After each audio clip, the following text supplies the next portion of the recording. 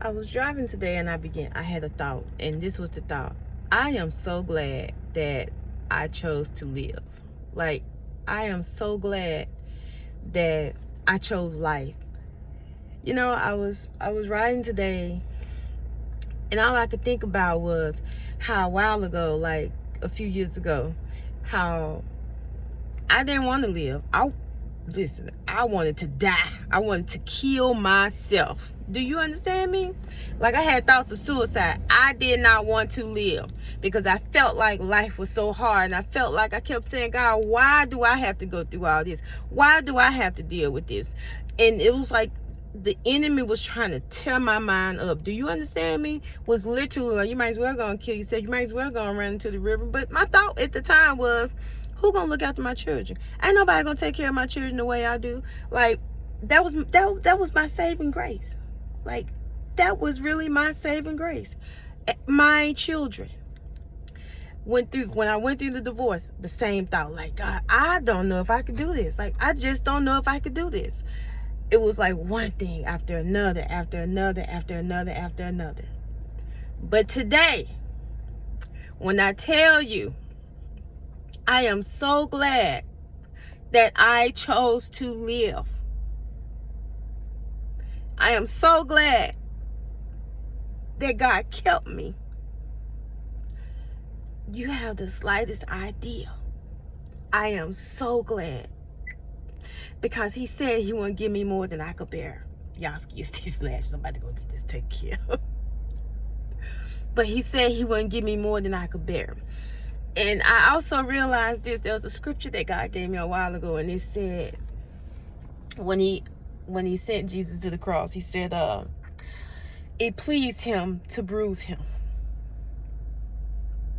It pleased him to allow me to go through everything that I would go through, because he knew that somebody else was going to need the exact same thing.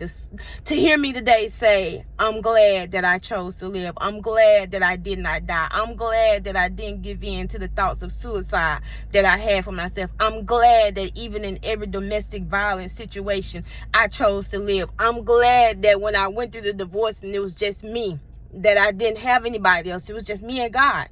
That I'm glad that I'm still here today, because today, I'm telling you, I know without a shadow of a doubt, there's just as much as I endured, everything that I endured, and there was one thing fast on the heels of the other.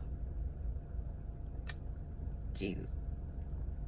I know that I'm about to experience the blessing of God because of my sacrifice.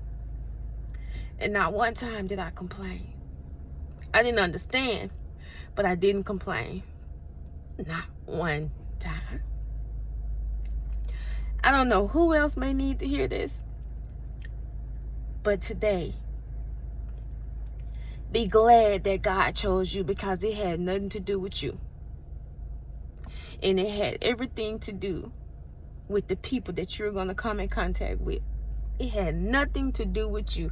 Everything that I endured had nothing to do with me, but it was for somebody else. The same way Jesus went to the cross for us, the same way everything that we've endured is for somebody else. That's how you have to look at your life. That the life you live is not your own, and everything that you are dealing with today, it has nothing to do with you. You, my friend, are the one that's bringing healing to your family. You, my friend, are the one that the enemy want to get up out of here just for the sake of, because he knows that if you stay alive, the greatness in you dies. And you know what? I couldn't allow my greatness to die, and neither could God.